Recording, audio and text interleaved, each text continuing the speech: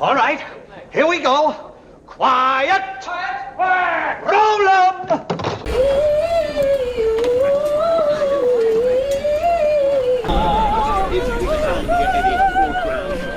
She's got to talk into the mic. I can't pick it up.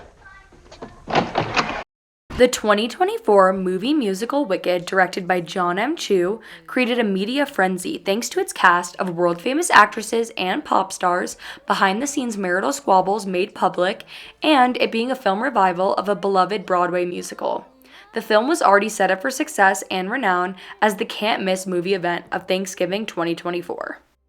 You will be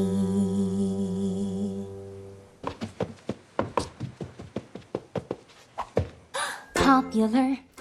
Despite their guaranteed success, the creators chose to market this film based on one more claim to fame: its technical feats in sound production. The film's musical performances were recorded entirely live on set. This claim received mixed reactions from fans, moviegoers, and Broadway performers. Questions and confusion were sparked over what live recordings on a movie set even means. While most audiences don't consider how the sound of the film they are watching was recorded, the unappreciated results are crucial to the overall lasting effect of the film, or lack thereof. The method of recording and producing sound in a film is unique and critical to any film, musical or not. However, in a musical film, new obstacles are presented by its needing to balance the recording of dialogue with the recording of singing. Because it's not a case of just put the microphone on and it magically records everything perfectly. You know, this all has to be very, very sensitively set up. Ariana and Cynthia's singing voices are very, very different to their dialogue voices. You know, there are massive, massive gains in dynamic range, which means basically they go very, very loud. This equation of getting a perfect mix of speaking and singing recording has been a challenge for sound producers since the earliest musical films.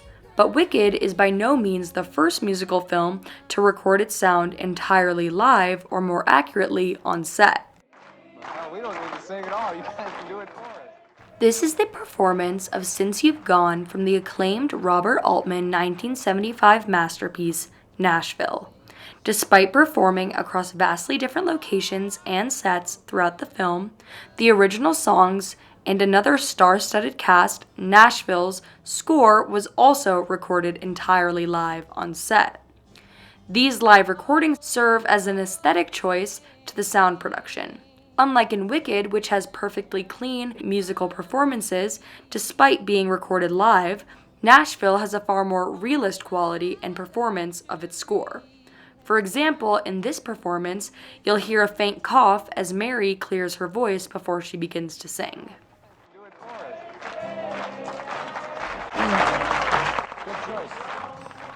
In the scene, the professional singer was not expecting to be called up on stage and is unrehearsed.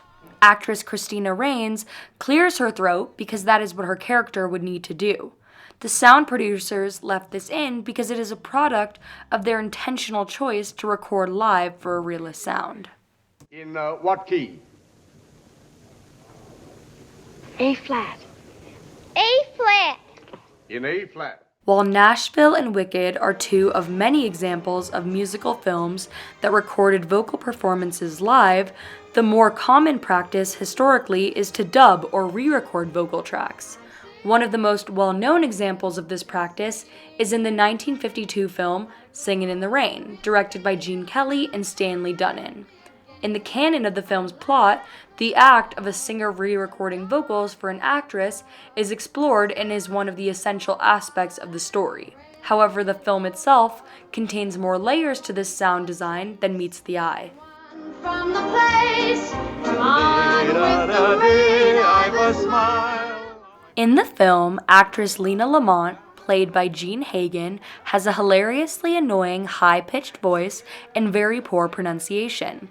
In this scene, it is revealed that her singing was actually performed by the kind-faced Kathy Selden, played by Debbie Reynolds. However, behind the scenes of Singin' in the Rain, Jean Hagen was actually dubbing for the singing voice of Debbie Reynolds, the opposite of what is portrayed on film. That's the girl whose voice you heard and loved tonight. This practice, though confusing conceptually, is actually by far the most common used practice when it comes to recording movie musicals, including the long-running practice of improperly crediting female singers. Stunt casting is the practice of casting a famous actor or celebrity in a role they are usually unqualified for, as a method of bringing more attention to a given project. This is common on Broadway, television, and, of course, in film. Some may consider the casting of Ariana Grande in Wicked to be an example of this. However, she, unlike many of her celebrity stunt-casted predecessors, is a talented, capable, and qualified artist for the role. Most cases of stunt casting are less successful. Sleep, I couldn't sleep tonight, not for all the jewels in the crown. Audrey Hepburn was cast to star as the rags to riches Eliza Doolittle in George Cukor's 1964 film My Fair Lady, despite her being entirely unqualified to sing the part. What is your name, please? My name is Marni Nixon. Well, it's all Marni Nixon. The whole job of really doing a good dubbing job is if you don't detect that there's any timbre or any difference in pronunciation. Marni Nixon was Hollywood's band-aid to this dilemma. She dubbed for the voices of countless actresses in the majority of Hollywood's classic musicals from the 50s and 60s. Nixon's work usually went uncredited and unnoticed due to her impeccable vocal gymnastic skills and her required secrecy. She dubbed for so many actresses thanks to the rampant stunt casting of the era. Her work was unending and sometimes indiscriminate of any actress's singing capabilities. In the case of the 1961 film West Side Story, directed by Jerome Robbins and Robert Weiss, Nixon was hired as the singing voice of Maria, in place of the enraged actress Natalie Wood, who was unable to vocally reach Maria's famous high notes.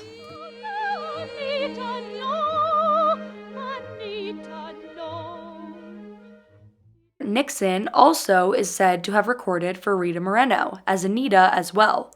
Despite Moreno being an accomplished and qualified singer, it was easier to have Nixon re-record a few lines here and there in post for Moreno when she was sick as a means to speed along the already lagging production schedule.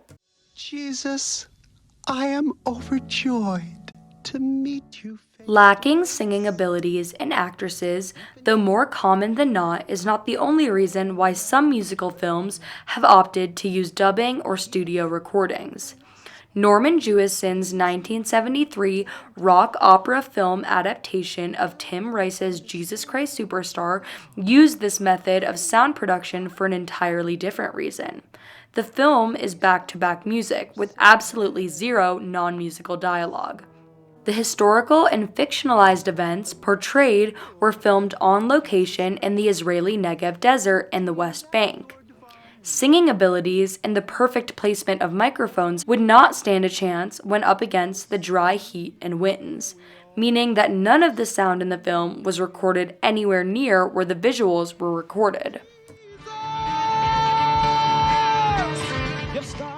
While the cast and crew of Wicked may want you to believe their mode of sound recording was revolutionary, in truth, it exists in the context of the films, musicals, and musical films that came before it.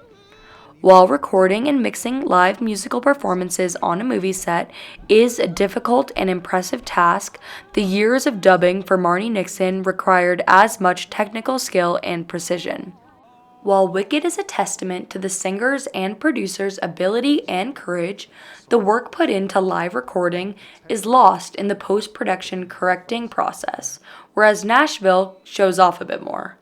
All of these methods require great patience, most of which has gone unnoticed by audiences by design.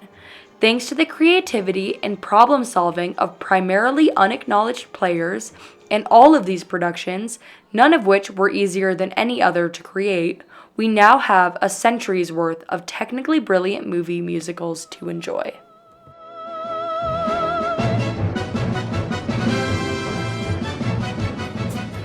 Life's more painless for the brainless.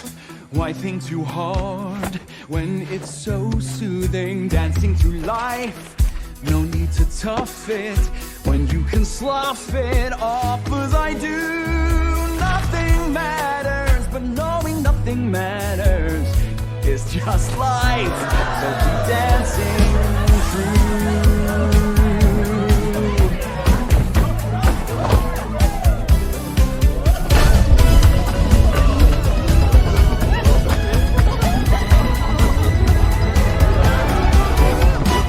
Dancing through life, swaying and sweeping, and always keeping cool. Life is fraughtless when you're thoughtless. Those who don't try never look foolish.